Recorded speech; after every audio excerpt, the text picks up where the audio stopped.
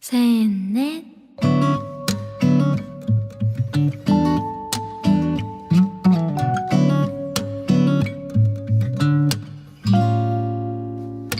밝고 오묘한 그 말씀, 생명의 말씀은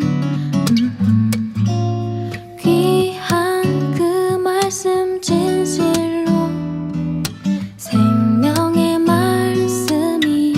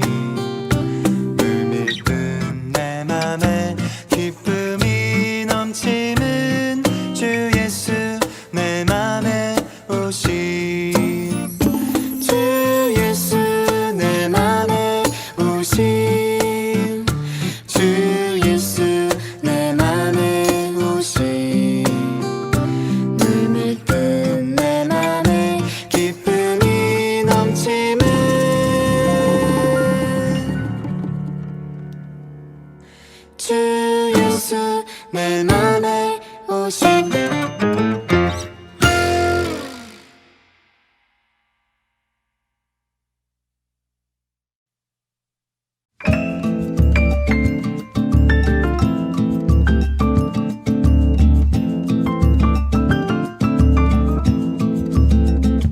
하나님의 나팔 소리 천지 진동할 때에 예수 영광 중에 구름 타시고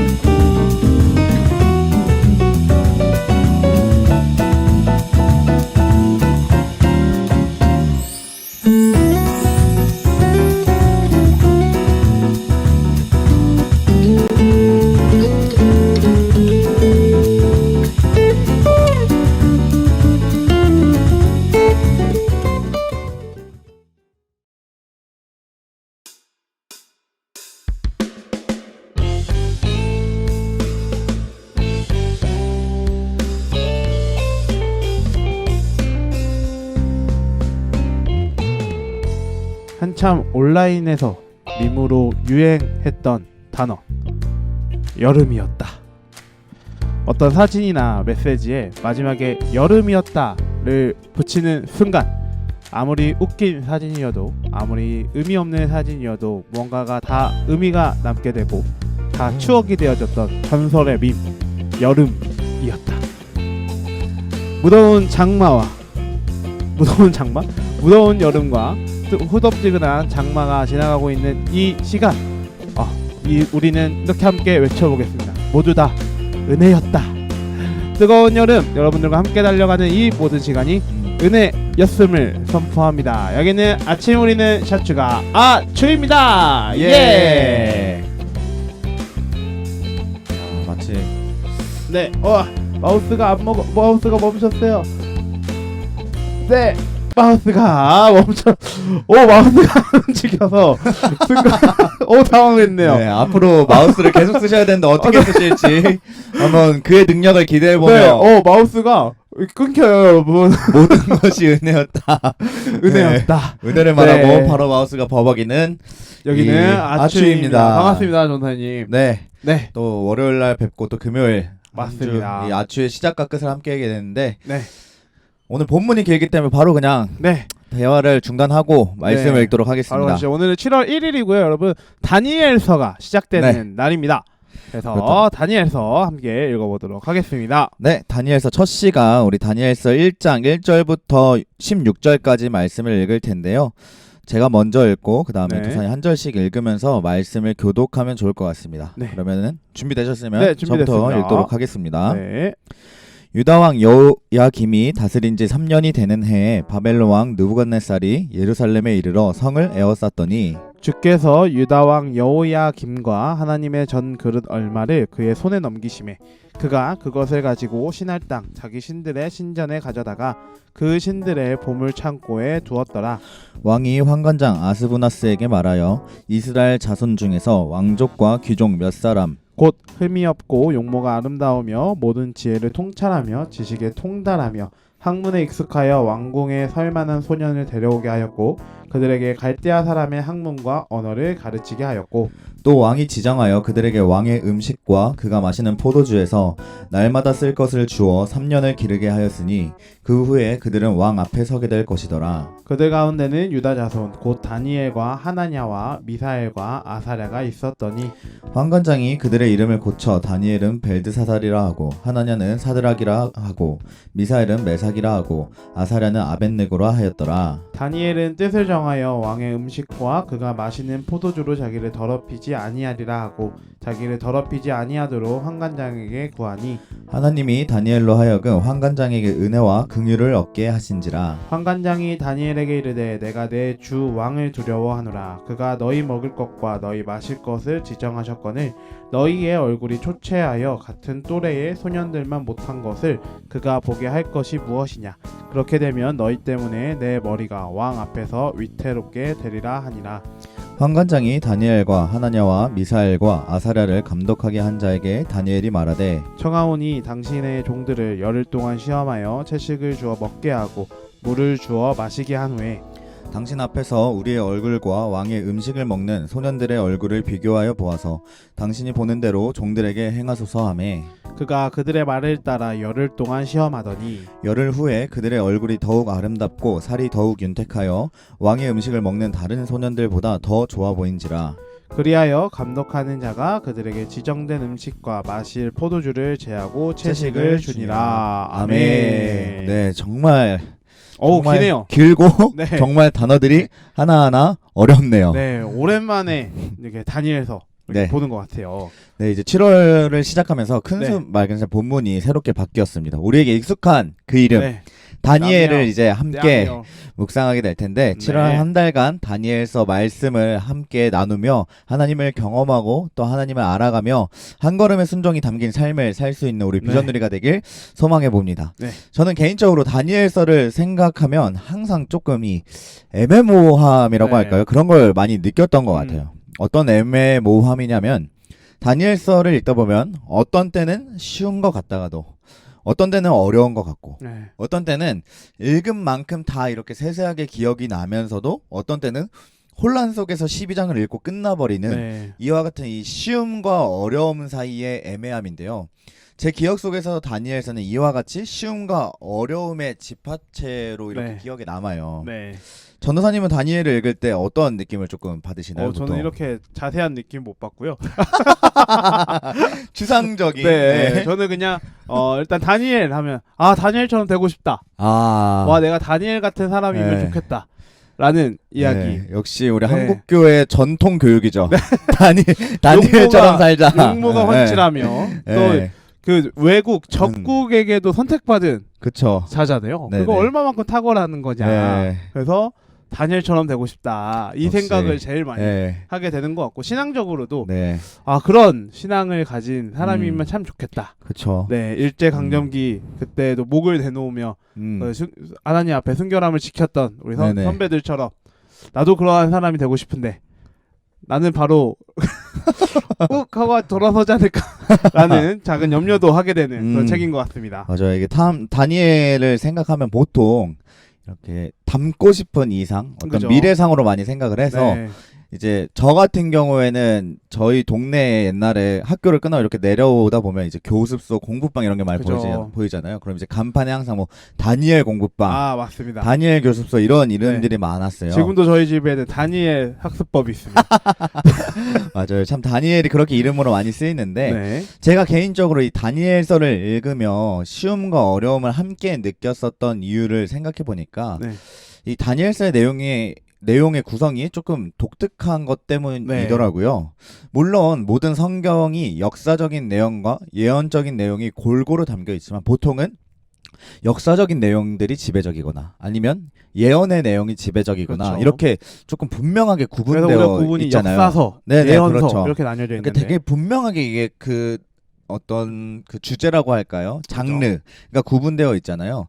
특히 구약 같은 경우에는 그런 부분이 더 뚜렷하게 이렇게 되어 있는데 다니엘서는 독특하게 역사적인 내용으로 시작했다가 네. 자연스럽게 다니엘이 본 환상으로 끝이 나기 때문에 이 자칫 정신을 놓고 읽으면 잘 읽는 것 같다가도 허무하게 끝나는 그죠. 경험을 할 수 있을 것 네. 같아요. 다니엘서를 보면 1장부터 6장까지는 다니엘이 바벨론에서 경험한 이야기를 이렇게 풀어내고 있고 7장부터 12장은 다니엘이 본 환상에 대한 기록이 담겨 있습니다. 네. 그리고 다니엘서는 특별히 모든 역사 위에 주권자로 계신 하나님의 통치와 승리라는 이 주제를 갖고 있는데요. 다니엘서 1장 1절과 2절은 다니엘서의 저자가 어떤 상황과 배경 속에서 이와 같은 주제를 풀어갈 것인지에 대한 시대적인 정보가 기록되어 네. 있습니다. 도사님께서 1장 1절과 2절을 한번 읽어주시면 좋을 것 같습니다. 네, 1절입니다. 유다 왕 여호야김이 다스린 지 3년이 되는 해에 바벨론 왕 느부갓네살이 예루살렘에 이르러 성을 에워쌌더니 주께서 유다 왕 여호야김과 하나님의 전 그릇 얼마를 그의 손에 넘기심에 그가 그것을 가지고 신할 땅 자기 신들의 신전에 가져다가 그 신들의 보물 창고에 두었더라. 아멘. 네, 이 말씀을 읽으면서 참 발음하기 쉽지 않은 단어들이 굉장히 많이 나와요. 네. 여호야김. 모든 역사 위에 계신 하나님의 주권과 승리라는 주제로 풀어질 다니엘서의 역사적 네. 배경을 이스라엘의 입장에서는 매우 처절했던 암흑기였다라고 그렇죠. 표현할 수 있을 것 같아요. 왜냐하면 남유다의 왕 여호야김이 다스린 지 3년이 되는 해에 그 당시에 최강국이라고 할 수 있는 느부갓네살이 남유다를 침략하여 여호야김 왕과 성전의 기물들을 바벨론으로 끌고 갔기 때문인데요. 한나라의 왕이 적국에게 잡혀갔다는 것이 그것을 겪은 나라의 입장에서는 얼마나 수치스럽고 마음 아픈 일이겠습니까? 그런데 남유다는 이뿐 아니라 하나님의 성전의 기물들을 빼앗기는 일들까지 당했는데요. 네. 다니엘서 1장 2절을 보면 느부갓네살이 이 성전 기물들을 자기 신들의 신전에 있는 보물 창고에 넣었다라는 이 기록이 있어요. 역사적 기록을 보면 이와 같은 행동이 느부갓네살 왕에게 자주 보였던 행동인데 이 행동의 의미가 무엇이냐? 이 행동의 의미는 그 나라를 정복한 것과 같이 그 나라의 신 또한 바벨론이 정복했다라는 뜻을 갖고 있다고 합니다. 네. 즉 하나님을 온 세상의 통치자가 아니라 자신이 정복한 한 나라의 신 정도로 취급하는 행위가 그 어떤 기물들, 그 신을 상징하는 물건을 바벨론의 신의 보물 창고로 넣는 행위였다라고 해요. 네. 유일신을 믿고 예배하는 유대인들이 왕을 잃고 하나님께 대한 모욕을 경험했습니다. 역사적인 안목으로 보았을 때 그들은 더 이상 소생할 수 없는 민족과 같이 보이죠. 이스라엘의 역사가 이것으로 끝날 것 같이 보여집니다. 그러나 다니엘서 1장 2절은 이 역사적 사건을 어떻게 해석하냐면 주께서 유다왕 여호야김과 하나님의 전 그릇 얼마를 그의 손에 넘기셨다라고 이렇게 해석을 해요. 하나님께서 그렇게 하셨다는 거예요. 즉 눈으로 보기에는 모든 것이 망한 것 같고 이방 나라의 왕과 신이 이 세상을 영원히 통치할 것 같아도 그 모든 것은 하나님의 주권 아래, 하나님의 통치 아래, 하나님의 다스림 아래에 있다는 것을 말씀해주고 있는 것입니다. 네. 앞으로 다니엘서를 통해 보게 될 모든 사건은 바벨론이라고 하는 이 거대한 나라 안에서 이루어지는 일들입니다. 세상의 권세와 통치 아래서 벌어지는 일들이죠. 그러나 그 세상의 권세와 통치 위에 그 모든 것을 손바닥 안에 두고 섭리하시는 하나님의 통치와 능력을 다니엘서는 보여주고 있습니다. 바로 이 다니엘이라는 한 인물을 통해 말이죠. 오늘 저희가 함께 읽은 다니엘 1장 1절부터 16절까지의 말씀에 기록된 사건은 다니엘과 세 친구들이 바벨론에 도착해서 얼마 지나지 않아 경험했던 사건이었던 것 같아요. 네.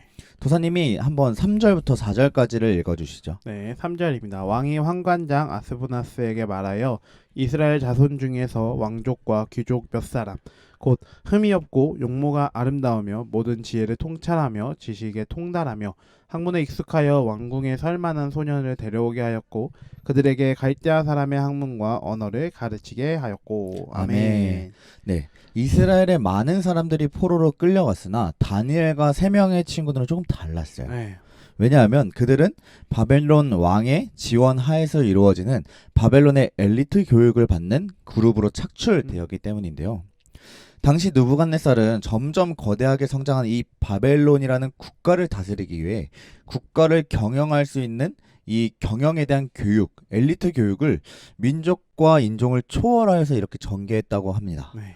다니엘과 세 친구들은 비록 포로로 끌려왔지만 그들의 신세가 정말 처량했지만 용모와 지혜가 뛰어났기 때문에 그 바벨론의 교육을 받을 수 있는 조건이 되어서 성경에 기록된 대로 갈대아 사람의 학문, 즉 바벨론의 학문과 언어를 배우게 된 것이에요. 네.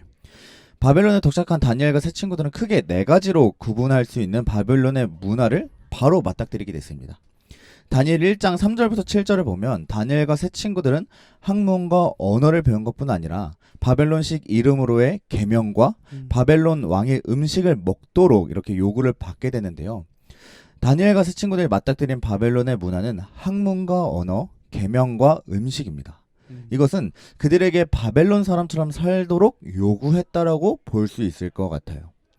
다니엘과 세 친구들의 이름을 자세히 보면 모두 이름의 끝에 엘 또는 야가 이렇게 붙어 있습니다. 이 엘은 히브리어에서 엘로힘, 야는 우리는 여호와라고 쓰는 이 야훼, 결국 모두 하나님을 뜻하는 이름들이 이 다니엘과 세 친구들의 원래 이름 끝에 이렇게 다 달려 있었어요. 엘 또는 야로 표기되어서. 네.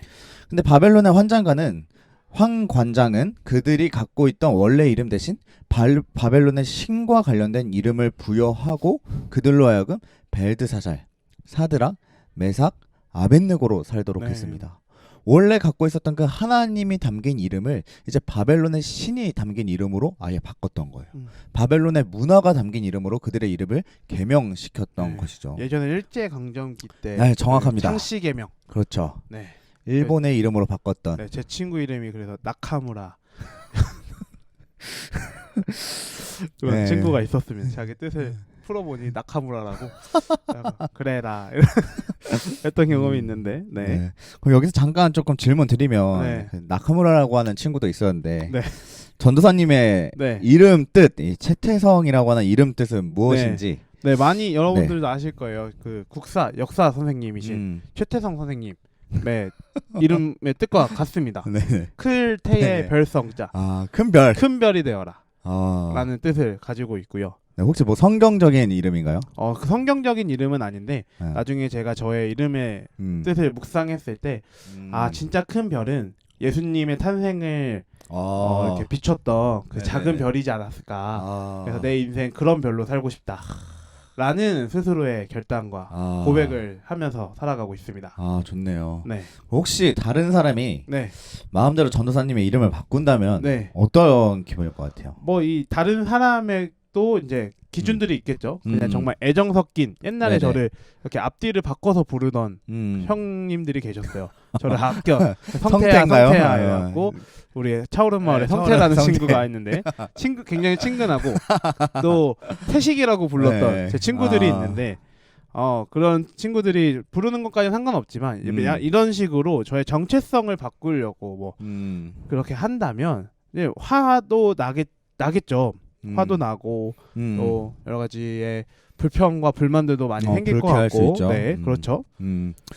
누군가 이 자신의 이름을 좋은 뜻을 가진 이 새 이름으로 바꿔준다면 한번 생각해 볼 만은 하잖아요. 그죠. 그런 의미가 있어 하면 생각을 해볼 만은 하고, 제가 알기로 목사님들 중에서도 네. 생각보다 이름을 이제 개명하시는 분들이 있는데 네. 보통 이제 제가 알고 있는 분들은 요한이라는 이름으로 굉장히 조금 이렇게 진짜. 쓰는 분들이 많이 계세요. 그래서 네. 보통 이름이 요한이신 분들은 물론 함유한 목사님 아니겠지만 한번 이제 살펴보고 만약에 모태신앙이 아닌데 이름이 네. 요한이다. 그러면 이제 나중에 개명했을 가능성이 정통인가.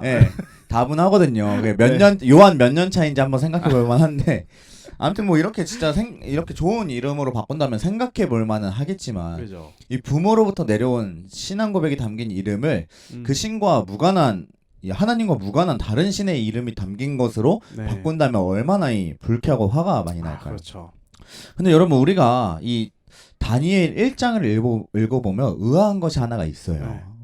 그것은 무엇이냐면 다니엘과 세 친구들이 바벨론에서 경험한 4가지의 문화, 이 학문, 언어, 이름, 음식 중 그들이 반대한 것은 단 하나, 그들이 거부한 것은 단 하나, 바로 바벨론의 음식을 먹는 것밖에 없다는 네. 거예요. 바벨론의 학문을 배우는 것 거절하지 않았습니다. 그들의 언어를 사용하는 것도 거절하지 않았어요. 네. 그들은 바벨론의 언어를 그냥 썼어요. 그리고 바벨론의 신앙이 담긴 이름으로 불려지는 것에 대하여도 거절하지 않았습니다. 불쾌하고 싫어했을 수도 있지만 그들은 그것을 그냥 받아들였던 것 같아요. 그들이 거부했었던 오직 느부갓네살 왕이 지정하여 먹도록 한 음식뿐이었어요. 네. 그들은 바벨론이 주는 음식만 이렇게 거부를 했었던 것이죠. 이것을 우리가 좀 왜 그런지 생각을 해볼 필요가 있는 것 같아요. 음식만 거절했나? 왜 그것을 네. 음식만 이렇게 거부했을까? 이것을 조금 간단하게 정리하기 위해서는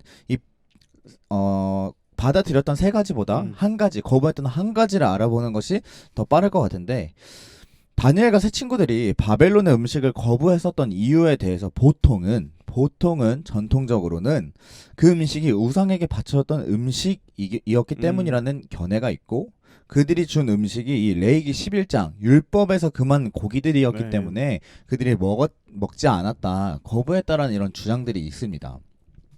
그러나 이것들로 그 이유를 딱 결론 짓기에는 뭔가 깔끔하게 풀리지 않는 부분들이 있어요. 그쵸. 뭔가 계속 생각을 하게 되고 이것도 맞을까 저것도 맞을까라는 그런 궁금증이 계속해서 든다는 거죠. 예를 들어서 이것을 생각해보면 바울이 우상에게 바쳐진 음식을 먹는 것에 대하여 제한적으로 열어두었던 교훈에 대해서 생각을 하게 돼요.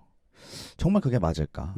그리고 그들 자신이 갖고 있던 하나님을 의미하는 이름들이 우상의 이름으로 불려지는 것에 대해 금하지 않았던 부분들, 이 부분들도 충분히 그 유대인들의 율법 안에서 얼마든지 반박할 수 있는 부분들이거든요. 근데 그렇게 금하지 않았던 부분들, 유독 이 음식만 거부했던 것들을 생각하면은 뭔가 다른 이유가 있지 않을까를 생각해 보게 되는 거예요. 그렇다면 이것들을 어떻게 정리해야 이 3가지의 허용과 한 가지의 거부라는 이 복잡한 이야기를 풀어낼 수 있을까요? 이 문제는 이 당시 바벨론의 역사 속에 있었던 문화적인 상징이라는 단서를 통해 해결할 수 있을 것 같은데요. 다니엘과 세 친구들이 바벨론에게서 엘리트 교육을 받을 때 먹어야 되는 음식은 일반식이랑 조금 달랐습니다. 네. 성경의 표현을 빌리면 왕이 지정한 왕의 음식이었어요. 당시의 문화 안에서 왕이 지정한 왕의 음식을 먹는다는 것은 무엇을 의미하냐면 왕을 향한 충성을 의미했어요. 그냥 먹는 것이 아니라 이 음식을 먹으면, 왕이 공급해주는 것을 먹으면 그 공급해준 왕에 대하여 내가 충성을 다하겠다는 의미를 갖고 있었던 네. 거예요. 다니엘이 4가지 중 오직 음식만 거부했던 것은 바로 이와 같은 의미 때문이었습니다. 여러분, 세상을 살아가는 우리가 어떻게 세상 학문을 배우지 않을 수 있겠어요? 어떻게 우리가 이 한국의 교육을 떠날 수 있겠어요? 못 그죠? 떠나죠. 네. 바벨론에 갔었던 다니엘과 새 친구들은 미래를 알 수 없잖아요. 그러니까 어떻게 됐든 이 바벨론의 교육을 받고 그들은 자랐어야 됐던 사람이기 그죠. 때문에 이것을 어떻게 거부하겠습니까? 그리고 그 나라에 갔는데 어떻게 고집스럽게 히브리어만 사용하겠어요? 당연히 그쵸. 로마에 가면 로마 법을 따르고 로마의 말을 써야 되듯이 한국에 오면 한국의 말을 쓰고, 그리고 사실 어떤 해외에 나가면 그 나라 언어를 써야지 선교가 될 거 아니겠습니까? 그쵸. 옛날에 어떤 지사님이 해주셨던 얘기가, 선교지로 갔을 때 아무리 말씀 100번 잘 전하는 것보다 말 한 번 제대로 통하는 게 더 능력 있는 거다라는 말씀을 주셨는데, 결국 언어가 이제 그 나라 언어를 사용해야 맞습니다. 되는 거예요. 네. 그리고 또 뭐라고 해야 될까요? 그 이름으로 불리는 것도 이제 생각을 해보면 굉장히 불쾌한 일인 건 맞아요. 그러나 다니엘과 새 친구들이 들리는 것과는 다르게 여전히 하나님의 사람으로서 그 이름에 합당하게 하나님께 충성을 다하고 살아간다면 그것이 그들을 더럽히는 일은 전혀 문제가 되지 않습니다. 그들의 귀는, 들리는 이 쌓이는 귀는 더러워질 수 있겠죠. 하지만 그들이 하나님의 이름이 아닌 바벨론의 신의 이름을 갖고 다니엘과 새 친구들을 부르는 것으로 다니엘의 어떤 신앙, 믿음이 더러워지진 않는 거예요. 둘러싸인 이 세상이 뭐라 하더라도 하나님만이 유일하신 하나님이라는 고백이 그 안에 있고 그렇게 살아간다면 괜찮은 거죠. 세상의 영향을 받지 않고 세속화되지 않으면 괜찮은 거예요. 그러나 하나님을 떠나서 세상 권세자에게 충성하는 것은 다른 문제입니다. 그것은 우상을 따르는 것과 다르지 않고 신앙을 버리고 세상에 무릎 꿇는 것과 같은 행위인 것이죠. 다니엘과 새 친구들에게서 왕의 음식을 먹는다는 것은 바로 그런 것이었어요. 그래서 그들은 충성할 분은 하나님 한 분뿐이라는 것을 지키기 위해 왕이 주는 이 산의 진미를 다 거부하고 하나님을 향한 충성, 믿음, 신앙을 지켜서 자신을 더럽히지 않았던 것이죠. 사실 여러분, 이것이 우리가 세상을 살아가는 방법인 줄 믿습니다. 우리가 세상의 소리를 듣는 것을 어떻게 거부하겠어요? 세상에서 회사에 가고 일을 하고 어떻게 그 사람들의 소리를 거부하겠습니다. 들려오는 소리를 어떻게 우리가 안 들을 수 있겠어요? 그리고 학문과 언어를 배워 능통하고 그것을 통해 하나님이 우리에게 허락하신 국가에 기여할 수 있다면 그건 분명 하나님이 기뻐하실 일일 겁니다. 그러나 그 가운데서 우리가 놓쳐서는 안 될 것이 무엇이냐면 바로 하나님을 따르고 하나님께만 충성하는 믿음인 거예요. 우리가 세상의 소리는 들을 수 있어요. 세상에서 배울 수는 있어요. 하지만 하나님을 향한 충성, 이 믿음만큼 우리가 버려서는 안 되는 것이죠. 사실 여러분, 우리는 세상 속에서 살아가는 이 삶을 피해 갈 수는 없습니다. 그러나 세상을 따르는 삶은 우리가 거부할 수 있죠. 세상을 향한 욕심과 하나님이 여러분의 눈앞에 이렇게 두 개로 선택지로 놓여 있을 때 여러분들은 세상을 향한 욕심을 선택하는 것이 아니라 세상을 당당하게 거부하고 하나님을 따르기를 결단하길 소망합니다. 아멘. 세상을 거부하는 것이 정말 쉽지 않은 것 다 알죠. 그 한 번의 선택으로 많은 것을 잃게 될까봐 걱정되고 불안하겠죠. 사실 우리가 하나님 앞에 헌신하지 못하는 문제도 이 문제잖아요. 맞습니다. 너무 많은 것을 잃게 될까봐 두려워서 그래서 헌신하지 못하는 거잖아요. 그런데 여러분, 순종은 열려진 상황을 보고 하는 것이 아니라 내가 순종했을 때 그 모든 것을 책임져 주실 하나님을 보고 하는 것입니다. 여러분, 당장 이 상황을 보고 순종하면 아무도 순종하지 못해요. 그럼요. 하나님을 보고 하는 겁니다. 사실 여러분, 다니엘과 같이 세상 따르기를 거부하고 하나님을 선택해야 하는 때가 여러분 눈앞에 찾아올 때 결코 보이는 상황을 다 계산하면서 순종할 때를 찾으려고 하지 마십시오.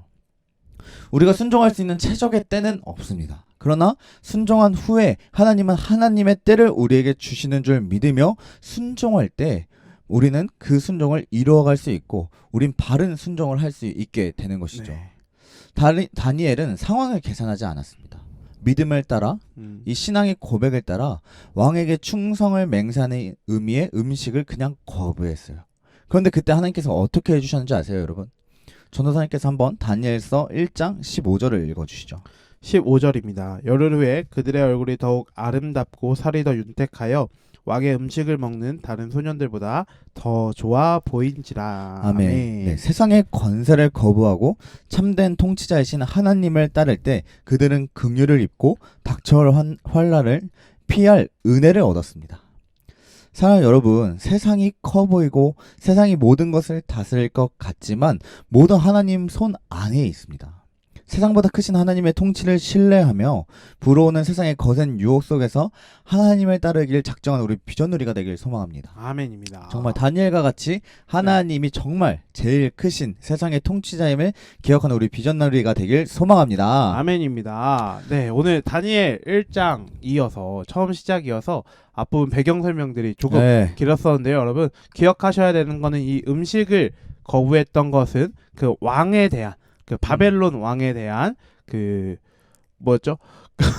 충성을 거부하는 행위였다라는 것들. 우리는 이 세상의 권세를 따르는 것이 아니라 그것을 거부하며 하나님의 권세를 따라 살아가야 되는 자들이는 것을 기억하시면서 오늘 하루 그리고 우리의 삶을 살았으면 좋겠습니다. 네, 감사합니다. 네, 그렇다면 오늘도 우리의 말씀을 정리할 오늘의 한마디를 함께 선포해보는 시작 갖도록 하겠습니다. 여러분 두구두구를 외쳐주십시오. 네, 두구두구를 올려주시죠.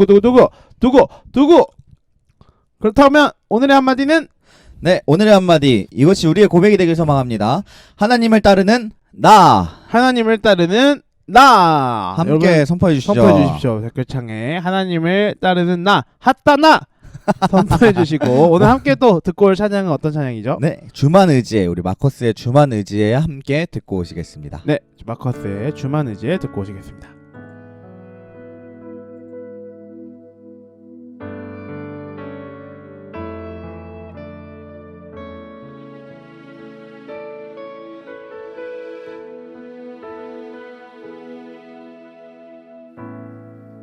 의지했던 모든 것 변해가고 억울한 마음은 커져가네.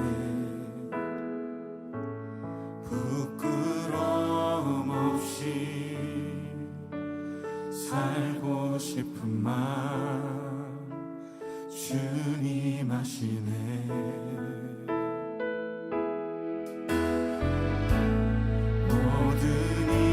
성으로 이겨내고 죄의 유혹을 따르시 않네. 나를 구원하신 영원한 그 사랑 그 신분이 날 붙드시네.